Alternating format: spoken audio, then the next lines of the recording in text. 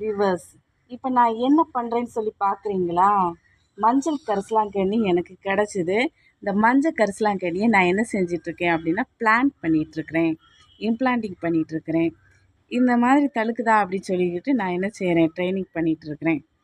சரி பாருங்கள் எப்படி பண்ணுறேன் அப்படிங்கிறது.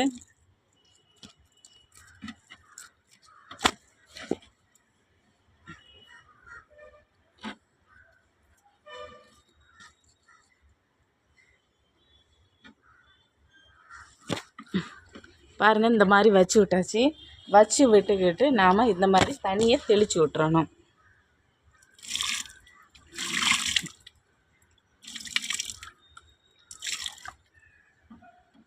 சரி வியூவர்ஸ், இன்றைக்கி மஞ்சள் கரிசலாங்கண்ணி கிடச்சிது, கீரையாக கிடச்சிது. அது வேறு வருதா அப்படின்னு சொல்லிக்கிட்டு நம்ம வெயிட் பண்ணி பார்ப்போம். சரி வியூவர்ஸ், நன்றி, வணக்கம். ஹலோ வியூவர்ஸ், இது என்னன்னு சொல்லி பார்க்குறீங்களா?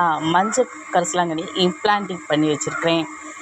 இந்த இம்ப்ளான்டிங் பண்ணி வச்சுருக்கிறத இதுக்கு முன்னால் உள்ள ஒரு 5 நாளைக்கு முன்னால் உள்ள வீடியோவில் நான் வந்து என்ன செஞ்சேன், இந்த மாதிரி மஞ்சள் கரிசலாங்கண்ணி ஸ்டெம்மை எடுத்து நான் என்ன செஞ்சேன், கட் பண்ணிக்கிட்டு நான் என்ன செஞ்சேன், சோத்து கத்தாழையில் என்ன செஞ்சேன், அதில் வந்து டிப் பண்ணி இந்த மாதிரி என்ன செஞ்சுட்டேன், உள்ளே முக்கி வச்சுட்டேன் மண்ணில்.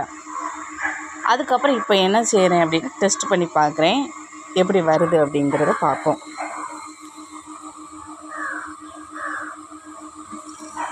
ஓ, எப்படி வந்திருக்கு பாருங்கள், வேரெல்லாம் எப்படி வந்து இருக்குது பாருங்கள், எவ்வளோ அழகாக வந்திருக்கு பாருங்கள். பாருங்கள் எப்படி வந்திருக்கு பாருங்கள், வேரெல்லாம் எப்படி வந்திருக்கு, அழகாக இருக்குது. மஞ்சள் கரிசலாங்கண்ணி நம்ம வீட்டில் வச்சிடும் அப்படின்னா ரொம்ப நல்லாயிருக்கும்.